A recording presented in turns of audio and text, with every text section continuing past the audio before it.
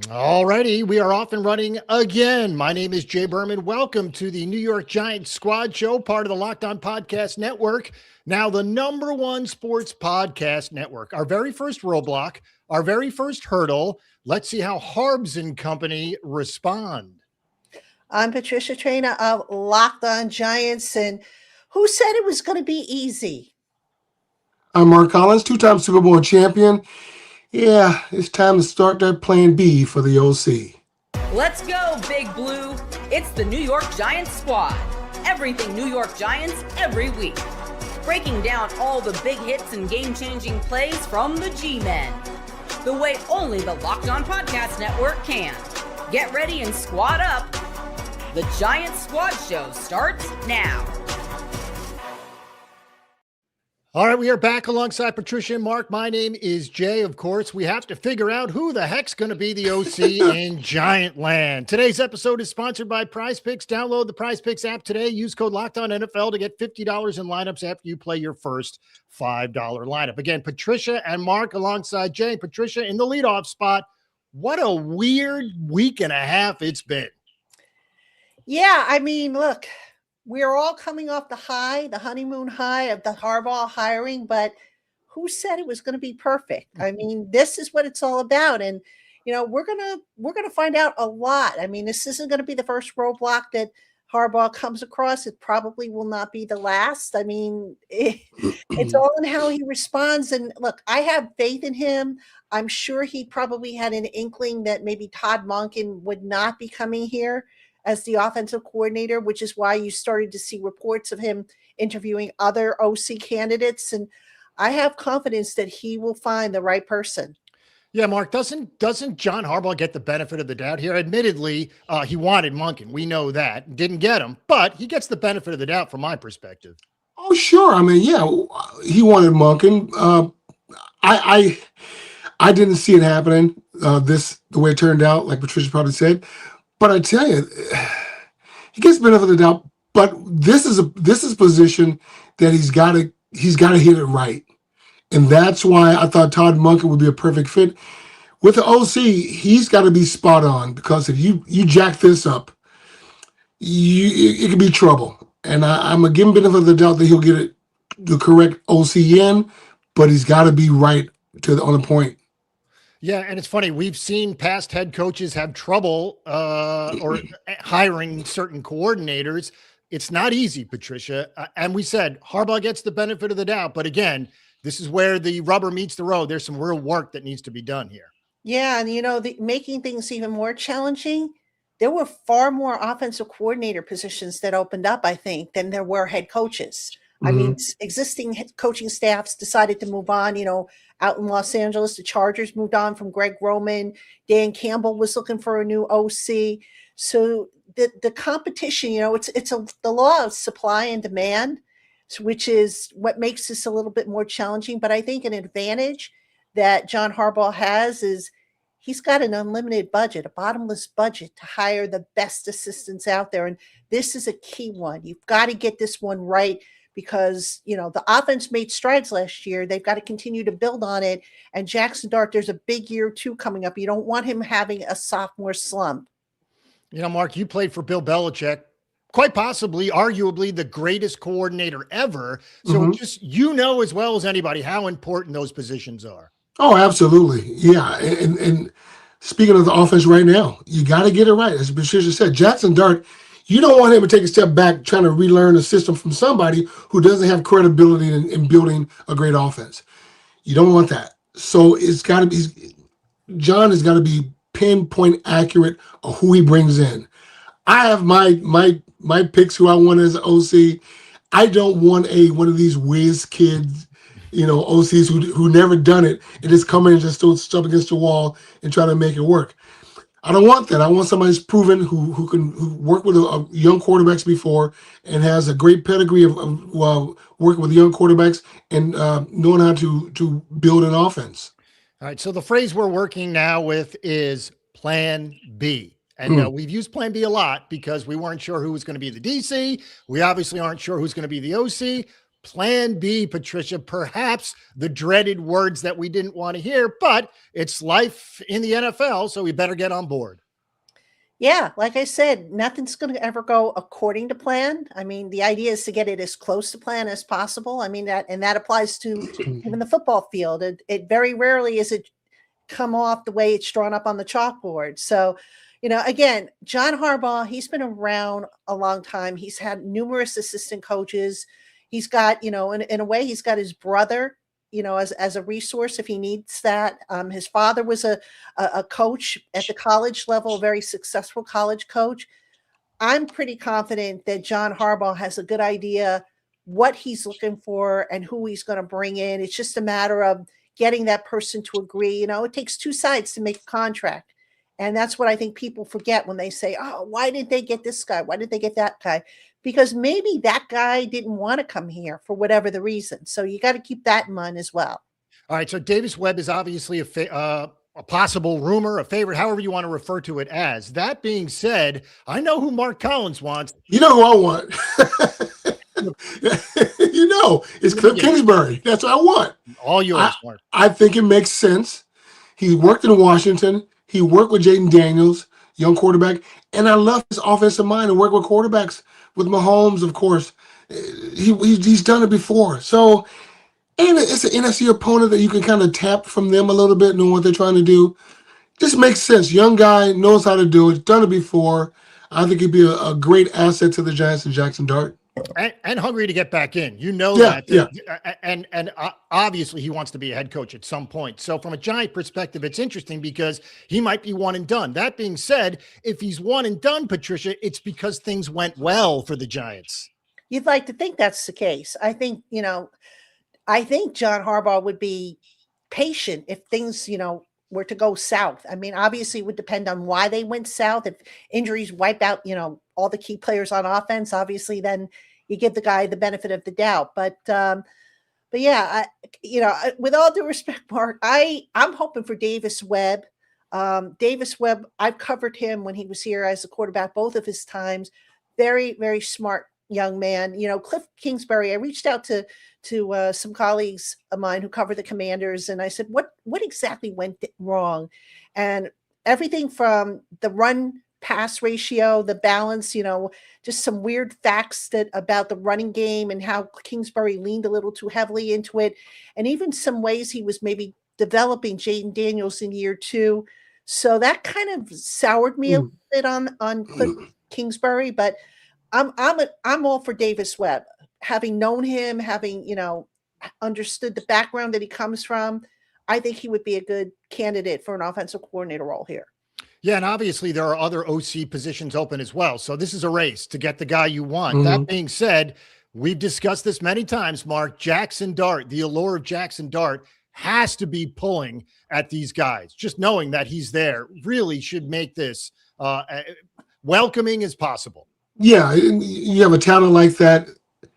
It all depends on, if they want to be here, the OCs. I know if I was an OC, I would love that opportunity to work with Jackson Dart better than being anywhere else, whether it's Cleveland or whether it's in Las Vegas. The Giants organization, John Harbaugh, the offense, the potential offense that they could build, that goes a long way. All right. So, and Patricia, you put it in our notes. So thank you for this because it's great. Tug of war for assistant coaches. Really interesting stuff here because as we move along, these guys are getting plucked left and right. Your thoughts there, because it probably begins and ends with Carmen Bracillo, who's no longer a Giant under the Giants' employ. But that being said, as you said, tug of war, real good stuff. Yeah, I mean, Todd Monken going to Cleveland. He's already, reportedly brought George Warhop, the offensive line coach, who I believe the Giants were looking to hire. So, you ask yourself, okay, how many of the former Ravens assistants under John Harbaugh are going to go with Monken and how many are going to come to East Rutherford? And in the meantime, not to beat a dead horse here with Bracillo, but, they kind of put him on ice a little bit to say, okay, look, go and look for another job. We don't want to hold you up, but we want to, talk to some of our former assistants in Baltimore just as a courtesy. And look at what happened. They lost Brasillo. Now, I don't know if Brasillo would have stayed on. He was under contract, but maybe he says, you know what, I don't want to stay on. I want to go, with Dable, which is where he ended up going, Dable, the offensive coordinator down in Tennessee. So you have that tug of war, as I call it, over certain assistants. Where are they going to go? Are they going to go with Monken? I guess this is a bad analogy, but it's almost like, when two people get divorced, it's like, okay, who are the kids going to live with? Are they going to live with the father or the mother, Right. And that's how I kind of see this almost with some of the Ravens assistant coaches. Yeah, there's a battle between those two guys there, Monken and Harbaugh going at it, Mark. Yeah, you got to look at the totality of the situation, right? Cleveland compared to New York. I mean, that's how I would look at it. I mean, do you want to go to Cleveland and work on a Monken? Or you want to go to New York and work on John Harbaugh? I mean, that's how I see it. I see Cleveland as a total rebuild. The Giants, not so much. Who do you trust? Who do you love? Who do you want to be with? You're right, Patricia, like going through a divorce. But then, too, it's not. You go with what you want to be with the position and the team you see the greatest upside with. And I tend to say it's New York. With the exception of Monken, who gets a head coaching job, obviously that's what he coveted. That's what he wanted. But you talked about the budget. You talked about Harbaugh, Patricia. Those two things are pretty powerful. He's got the budget that no one else has, and he's obviously has the resume that no other recently hired coach has. So it's amazing. He doesn't get all these guys. Yeah, but, I think to a degree, maybe ego comes into play here. In other words, okay, yeah, I could take the easy way and I could go with Harbaugh and I could get the big money. But hey, if I could turn around the Cleveland Browns, say, offensive line, or if I can make, an all-pro out of Shedeur Sanders or whichever quarterback, they might be running with, there's a certain degree of ego in taking on a challenge like that. So I think that can maybe be a little bit of an allure for some people. And then the other thing you've got to remember, Cleveland doesn't have as big of a media market as the Giants. I mean, everything gets magnified 100 times over in the New York media market. So maybe for some guys, it's like, nah, I don't want to have that distraction. I want to go into a smaller market where I can focus and I can keep the focus on what needs to be done. So I think maybe some of that factors into the equation as well.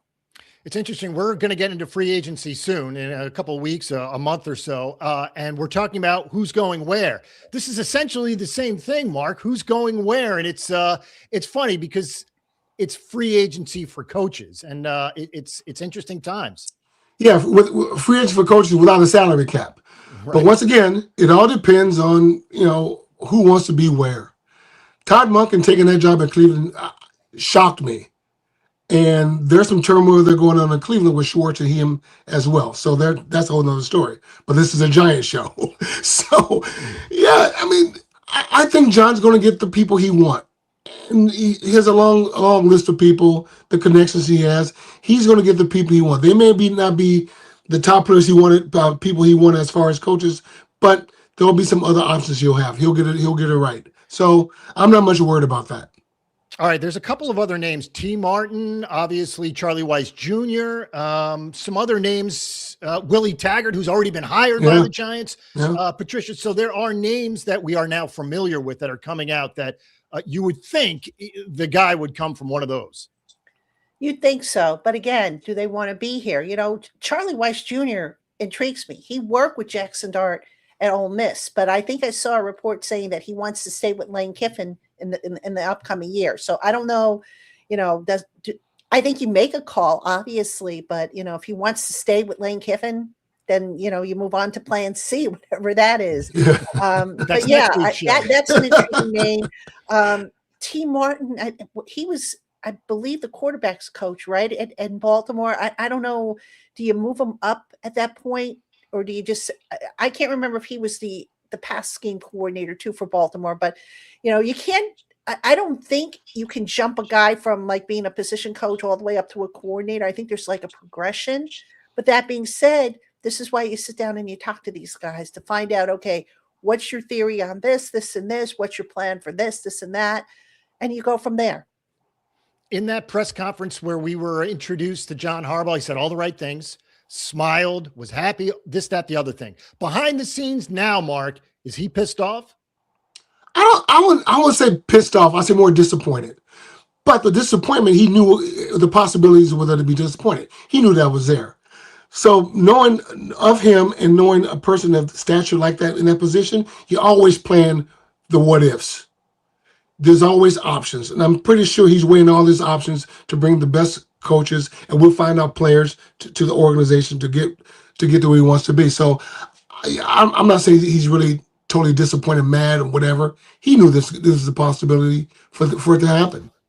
All right, our first break is here. We're going to take a break, and when we return, we got to talk about snubs left and right, and it's not only Eli, so we'll get to all that coming up next. All right, let's tell you about Rocket Money. Let's be real. Managing your finances can feel overwhelming between subscriptions you forgot about, bills that keep going up, and trying to figure out where all your money actually goes each month. It's easy to feel like you're losing control. Well, who has time to track every transaction or hunt down hidden fees? Not many people. That's where Rocket Money comes in, the personal finance app that helps you take control. It finds and cancels your unwanted subscriptions, monitors your spending, and helps lower your bills so you can grow your savings. I love how it tracks all my subscriptions and lets me cancel them right in the app with just a few taps. No more hunting down customer service numbers. The automatic transaction categorization is a game changer. I can finally see exactly where my money is going each month. You can set budgets and goals, get personalized insights, and receive real-time alerts for large transactions, upcoming bills, and low balances. It even consolidates your checking, savings, loans, and investments into a single dashboard so you get a clear view of your entire financial picture. Let Rocket Money help you reach your financial goals faster. Join at rocketmoney.com/locked-on. rocketmoney.com/locked-on.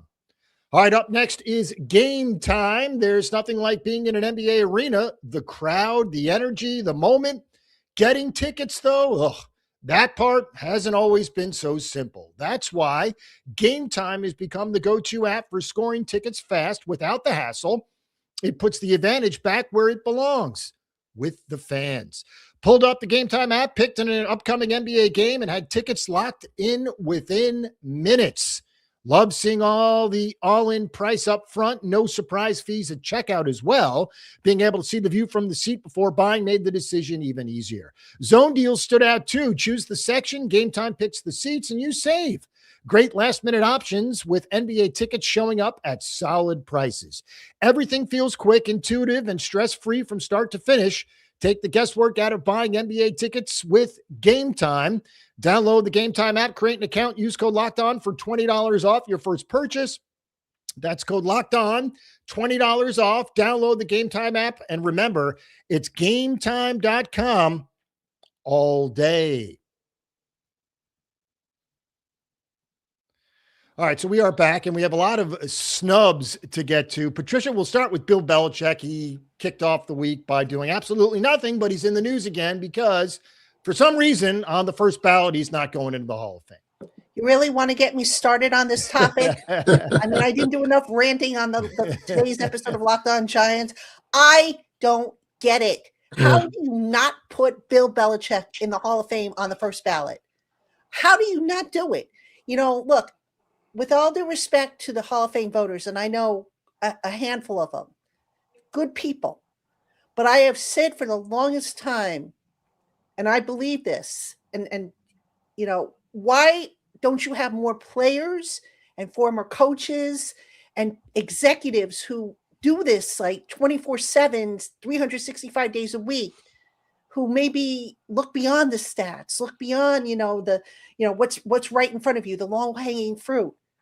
And, I don't know. I read something this morning that maybe some people were getting even with Bill Belichick because he was not the greatest speaker or the friendliest to the media, or maybe it was because of Spygate, which I think was never, I don't know if that was even proven, but looking at what he accomplished, and not just with the Patriots, but he authored one of the best defensive game plans in a Super Bowl. Right? I mean, Mark, am I crazy for saying that? No. Okay? No. So, yeah, I don't get that at all. This guy has six smokestacks, those trophies. He's got six of them. He's got more than teams have.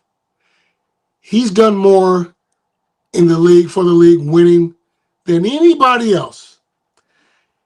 And how they can snub him is unbelievable. And the process that they use, that I read, they lump everybody in from the old players to the contributors, whatever, all in one lump sum. And they come to this figure how to get these guys nominated and involved in the Hall of Fame, be inducted. All that crap is dumb. Here's a guy, he's got 6 as a coach, 2 as a DC with the Giants. And you telling me he's not worthy of a first ballot Hall of Fame induction? To me, what that does to him not making it first ballot, it takes away the credibility of the Hall. It takes away. It just, if he can't get in, who else deserves it? Who? So, I mean, and this is, I guess it's a bias thing, but it's really a factual thing as well. If he can't, with all those rings and trophies, he can't, I don't know what else to tell you. I don't know. I don't know what to say. I mean, I compared it, on my show today on the Locked On Giants podcast. I said it's become like a deli. Take a number, and eventually we'll call your number and you get in. And that's it. Because like you were saying, Mark, there's so many guys that they have to consider, and it's like, oh, we have to just pick one. And it's like, shouldn't you get in based on your merit? And who, if you've got 2 coaches that deserve to get in, why not put both of them in? Yeah. I don't understand these limitations. I just think the whole system is flawed, to be honest with you. And oh, by the way, I wouldn't be surprised if there were changes made to it, because enough people are really, talking about this, so much so that the Hall of Fame put out a statement regarding this whole thing. Yeah, it's funny because we talk a lot about Bill Belichick, arguably the greatest coach ever. Yeah. That being said, it's interesting because Bill Belichick, as you know, failed in Cleveland, I guess, for lack of a better term. He wasn't very good there. The team wasn't good. Got to New England, things changed. Like I said, Mark, it's hard to believe that we consider the greatest coach ever not getting in on the first ballot. I wouldn't say he failed in Cleveland. He was built in Cleveland to be very, very good. That team that went from Cleveland to Baltimore, that was Bill Belichick's team. That was Belichick's and Ozzie Newsome's team. It built that, and then Baltimore went to Baltimore and won championships. That's a Belichick deal. But I digress. It's just sad how these, I guess, people who vote on this kind of stuff over how can you miss on the Belichick? How's that happen? Well, they say it's the system, how the voting goes, and the parameters they have to do to get everybody involved, yada yada. Dude got 6 rings, 6 trophies. There's no debate. So he should have been in the first ballot. Even if you have to change the rules this year, that guy gets in. He gets in. So that's where I stand. He might actually have a Hall of Fame career after Spygate. I mean, they did win Super Bowls after Spygate. So even if you wanted to chop off everything before it, Patricia, he might still have a Hall of Fame career. Absolutely. He built that team. So I know some people say, oh, it was Brady. Brady was the reason why Belichick was so successful. Well, who brought Brady on board? who took a gamble on, what was Brady, a 6th-round pick? Yep. 6 or 7, yeah. Who and just look at the defenses. I mean, okay, Brady. I don't want to take away from Brady because he's probably the best ever to play the game. I don't want to take away from him. But didn't they also have success when Brady was injured? I think one year he had an ACL or some kind of injury that he missed most of the season, and they still did pretty well. So, I don't understand it. It's just it's baffling. It's absolutely baffling as to what those 10 or so voters who voted against Belichick. And, you mentioned the discussion.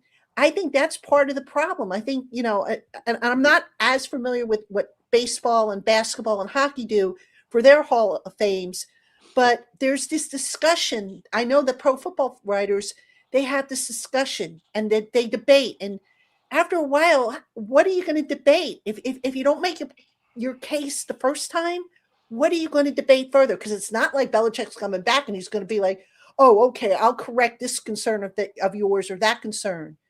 So I just don't understand the whole setup, to be honest with you. Yeah, they were saying, and I was hearing that, he didn't get voted in because he may come back to the NFL and play and coach again. I'm like, what the hell does that matter? What? He's done this body of work. And even if he comes back and doesn't win anymore, then you're going to use that against him. Or what if he comes back and win again? How you going to parlay that, not voting for him? The guy should be in tomorrow, yesterday, the day he stepped out of the NFL, he should have been in the Hall of Fame. Mark, would you like to have a vote? I got to be honest with myself. I'm not qualified to be in that position. I think the players who are in the Hall of Fame should have more to say than anybody else. I think they should do it that way instead of some of these writers and stuff like that. I think the people who played the game, who are in the Hall of Fame right now, should be the main people to vote who gets in. That's just me. So I'm not qualified. So I'm not. All right. Well, thank you for the honesty. I will say this. We are dealing with more than one snub. Patricia, 3 letters, E-L-I. The floor is yours. Boy, you really want to get me started on it. Yeah. Lighting a fire. You know, I had Gary Myers on, longtime New York sports writer. He was on the Locked On Giants podcast a couple weeks ago, and we talked about this. And Gary, from what I understand, made the presentation for Eli. And I said to him, Gary, you know, Eli didn't get in last year, so how much can you change up the presentation? Because it's not like, again, Eli's coming back and he's going to add to his stats or improve his stats or anything like that. And what Gary told me is, I took notes during last year's discussion and I wrote down, you know, I think it was 4 areas where the committee expressed concern about Eli's candidacy. He said, that's what I'm going to attack.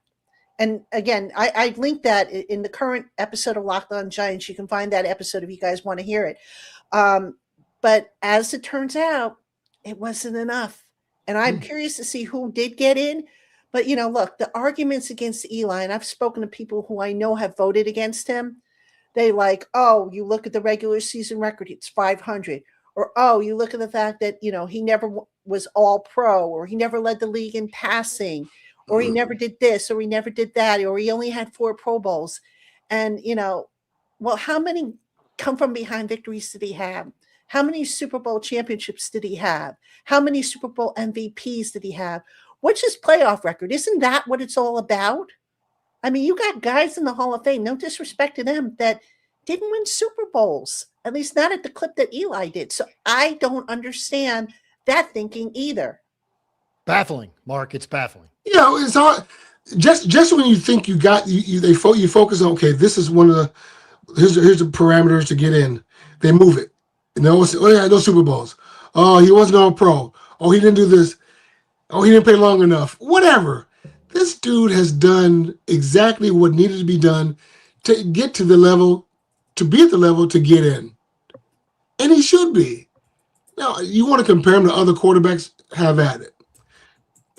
But his body of work is well deserving to get in. Once again, I still think if you ask any player who's in the Hall of Fame right now, ask him if he's worthy, I would tend to say yes. His body of work, he should be one of them. But man, I'm just saying that some of the snubs, and I looked at the list of some of the players who are on there, not just quarterbacks, just the players who are there, stat-wise, and then some of the guys who have better stats, who are not in, Everson Walls, Duron Cherry, who are not in. I'm going, you got to be effing kidding me. But hey, you know what? That's their deal. I mean, whoever votes on this stuff, I wish they put the onus on the players who are in the Hall of Fame to let them choose. Hey, you want to be part of our group? This is okay. Okay, cool. Yeah, welcome. Not some beat writer who gets a free lunch or dinner on the team's dime or whatever have access to hold over the guys who are not getting in. But Eli should be in. He should. And I know they're going to say, well, at some point he's going to get in, like Belichick. At some point, well, Take a damn number. Damn it, the daily number, yeah. Damn it, now he should be in. Both of them should be in. I have a bad feeling, Patricia. Please tell me I'm wrong, but Eli's not going the right way. It just feels like this is going to end, but not be good for Eli, and I that makes me sad. Makes me sad too. It really does. I mean, look at how long it took Harry Carson to get in. Yeah. And, you're talking one of the greatest middle linebackers who played the game.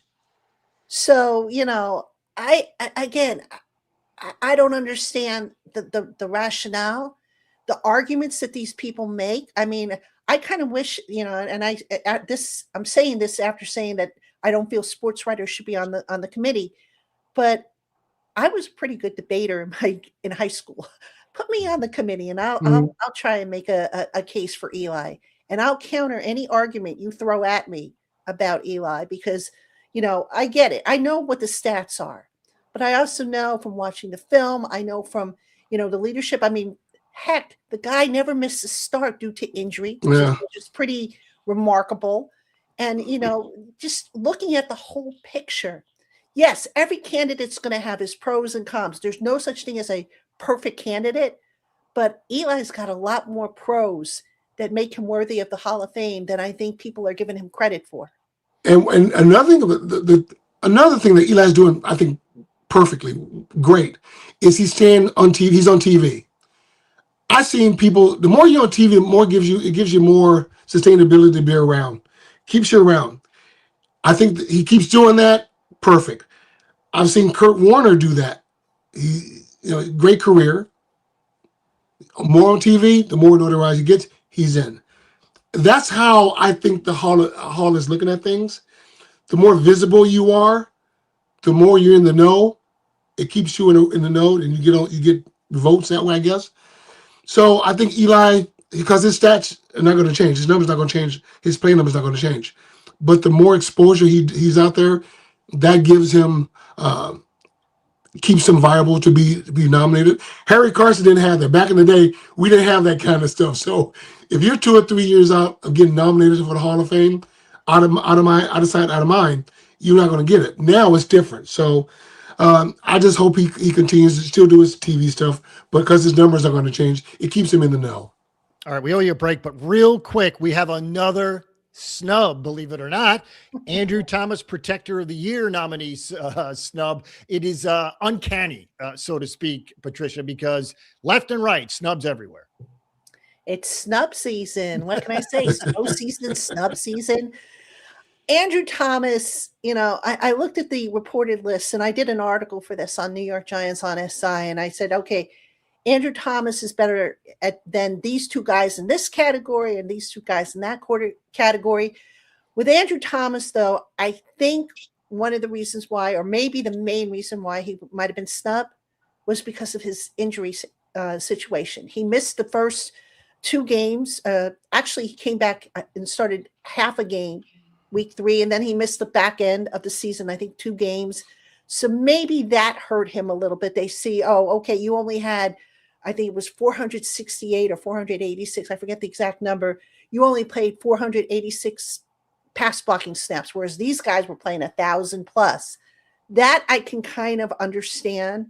That being said, Andrew Thomas, we saw the difference when he was in the lineup versus when he was out of the lineup. And if you need the stats, folks, weigh in. I'll happily look them up on True Media for you because I'm pretty sure the Giants offense was a lot better with Andrew Thomas in the lineup than they were without him. Yeah, Mark, he's got to stay healthy. That is a huge key. Yeah, Paul Zimmerman back in the day, old beat writer back in the day, he had a it's not like an all snub team. It's like that. And a lot of players got overlooked because of situational injuries or just whatever. He's got to stay healthy, but it's a snub. A snub's a snub. And it's sad that this happens, but that's the nature of how many people who could make a list or make a team, whatever. That's what it was. Like the Pro Bowl. They only take 3 corners back in the day. Why would you only take 3 corners for a Pro Bowl? I don't understand it, but a snub's a snub, and it's sad that this is happening. All right, we're going to take a quick break as promised. What's next for current Giants? Because there are Giants still under contract. We have to figure out where they're going to play, and we'll do that next. All right, time to tell you about Indeed. If you've ever hired someone who looked good on paper but wasn't the right fit, well, you know how important that is. When you want candidates who truly match what you're looking for, well, trust Indeed sponsored jobs. Hiring? Well, Indeed is all you need. Stop struggling to get your job post seen on other sites. Indeed sponsored jobs put your post at the top of the page and help you reach the right candidates faster. If I needed to hire someone for this show, I'd go straight to Indeed and be very specific about what I need. Real experience, not just a resume buzzword. Instead of struggling to get your job post seen, Indeed sponsored jobs helps your listings stand out and reach quality candidates faster.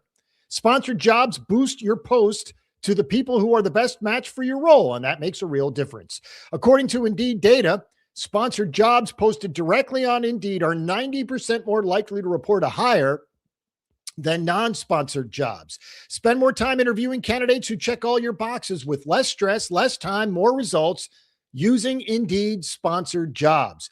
Listeners of the show get a $75 sponsored job credit to help give your job the premium placement it deserves at Indeed.com/LockedOnNFL.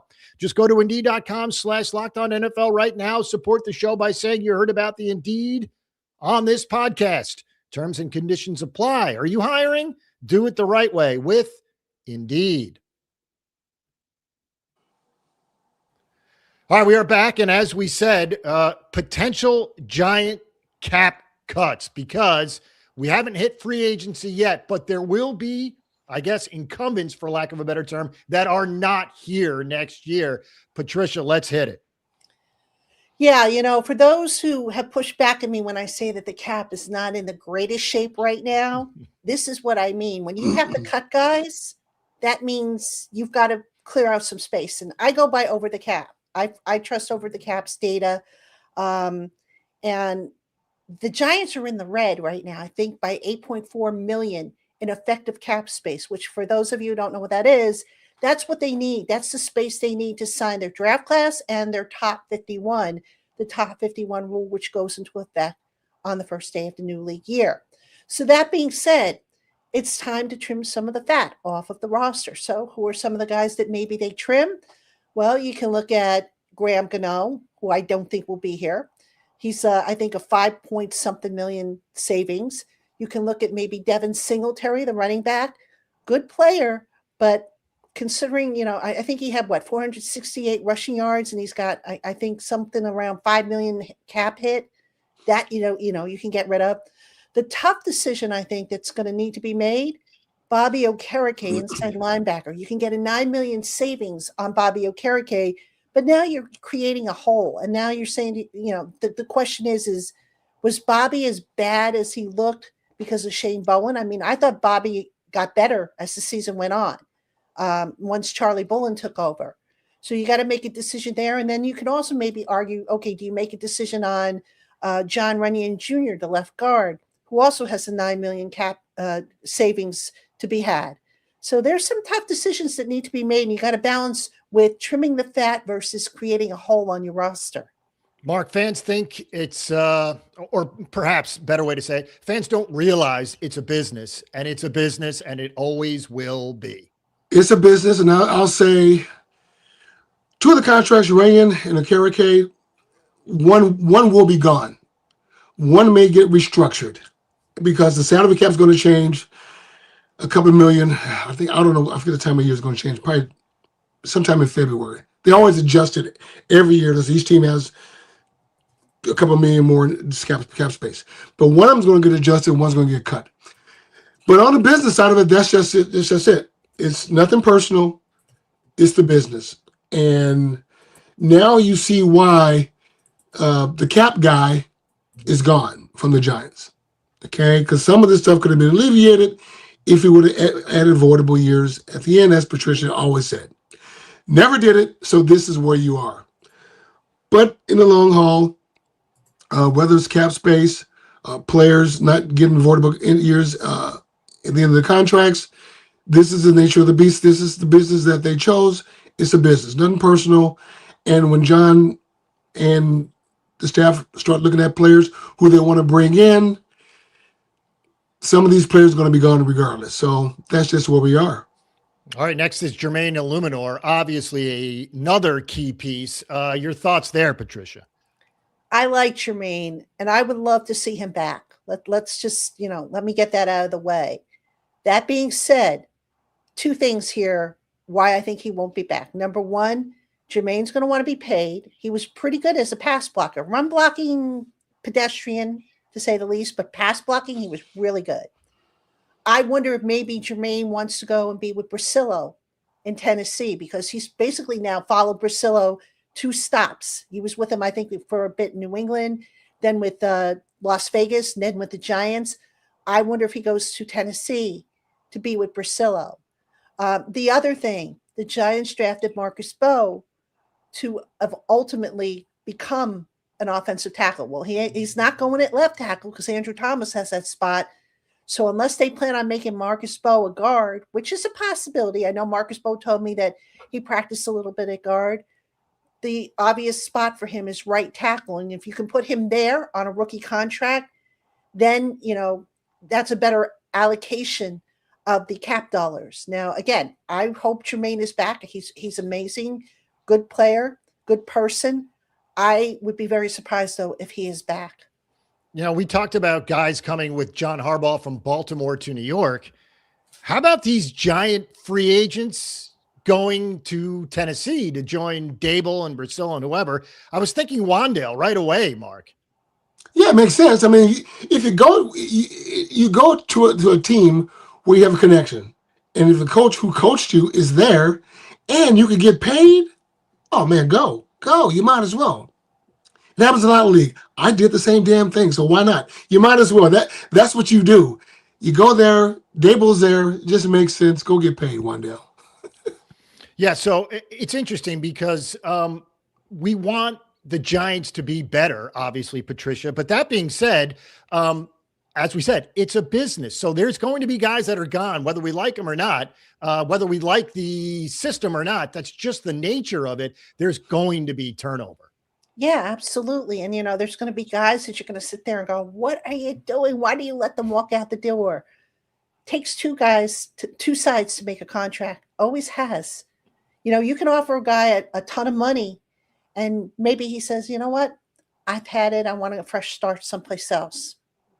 You don't know.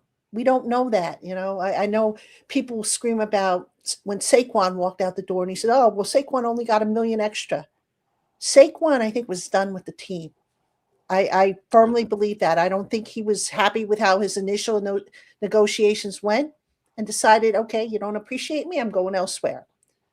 But yeah, there's going to be turnover, but you're also going to get guys that come in and ultimately, kind of make you forget, if you will, about certain guys that you lose. Like, Cam Scatterbo came in the draft, and everybody fell in love with the guy. So did that ease the sting a little bit from losing Saquon, who was a popular, figure? Maybe it did. I'm not saying Scatterbo is the same quality player as Saquon is, but, he's still at the, Cam Scatterbo is at the start of his career. So who knows what he might become. It's also interesting because Cam and Neighbors and Jackson Dart were all young players. They're now going to be the leaders. So whoever that number 5 pick is coming in, he's looking up to guys like Neighbors, Scatterbo, Jackson Dart, 2 of which were rookies this past year, Mark. Yeah, and that's not a bad thing, because they're young enough to adapt. So when John Harbaugh comes in, takes over this young core group of guys, it's easy because there wasn't a long 4 or 5 year marriage with the old regime and trying to get to know, my way. This is how we used to do it 5 years ago. No, it's different. Half the system for 1 year. It can be changed because John's going to bring his own people in. And that draft pick, the draft picks coming on to the team, they're young. These Jackson's young, Scatterby's young. These guys are young enough to adapt. So it's not a big deal. I'll tell you, when I was with the Giants and brought in Dan Reeves, had Dan for 1 year, And when I wanted to be a Giant, stay on, they chose, no, you might as well go. So I left after being strung along, but that's another show. But so I went to another team. I'm glad that I did that because I got a chance to see some outside of the Giants. Thank goodness I went to a team that was established, and we had some good players there as well.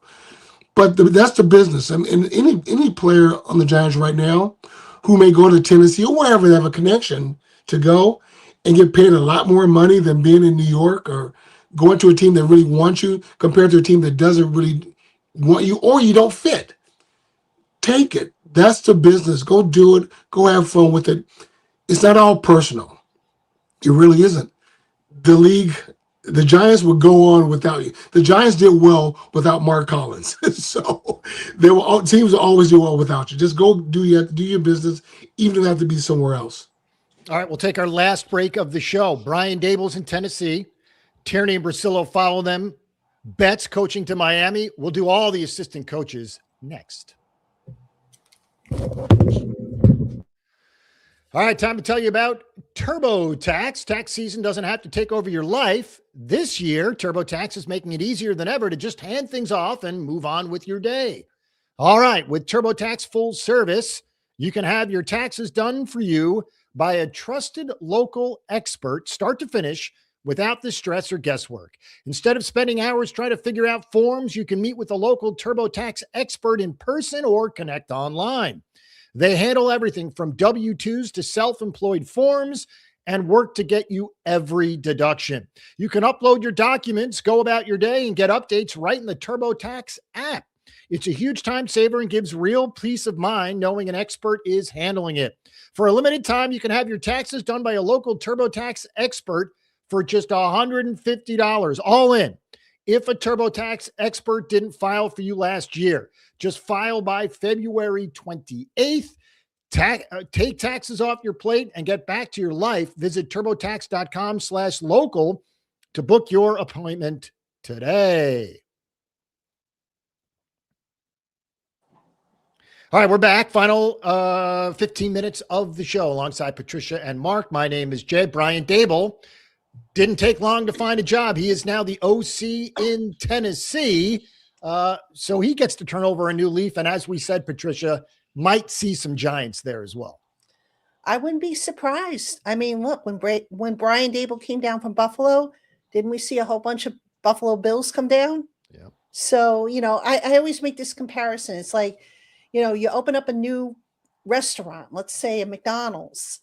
Corporate trainers are going to come down to help you kind of set the tone, so to speak, show you the way. And even though Brian Daboll is not the head coach of Tennessee, I would expect to see a heavy New York flavor. You might see some Jets players. You might see some Giant players come down. You may see some people from San Francisco come in. These are all guys that these coaches have worked with before. There's something to be said about familiarity, which is why you see guys follow coaches from team to team. I also got to imagine Robert Saleh's defensive coach. He has that pedigree. Maybe he just said to Brian Daboll, Mark, it's all yours. Offense is yours. I'll leave you alone. Do with it what you will. That would be smart because Saleh is a defensive guy, and Brian Daboll is an offensive guy. Would he give Brian complete autonomy to run the offense? Yeah, but I don't think Robert Saleh is going to do defense because he's got to be the head coach. You can't be the head coach and defense coordinator. You can't. You want to bring somebody in that can do it. You have some oversight over it, but you want to have somebody to run the defense. But the connection. Think about that. You got a New York ex-Jet coach and an ex-Giant coach in Tennessee together doing something. You're going to see a great mixture of players from Giants, Jets, and as Patricia said, the 49ers. Be very interesting. But the players that Brian Daboll had with the Giants, absolutely he's going to try to get some of those guys to come down there because they'll help him implement his system to teach the other players that they bring in or who are already there and maybe draft. So it's just smart. And plus, those players from the Giants who will go to Tennessee, they got a good chance to make a good bit more money. So why not do it in a no-tax state? So go ahead and go for it. Yeah, Wandale's going to get paid. I honestly don't think it's going to be by the Giants. Obviously, the cap space is an issue, but why not? I mean, Yeah. we like Wandale, but no reason for him not to cash in, Patricia. No, why should he? I mean, he's got such a small window to make a lot of money. So would anybody blame him if he gets an offer that blows him away and he goes elsewhere? I mean, I hope Wandale comes back.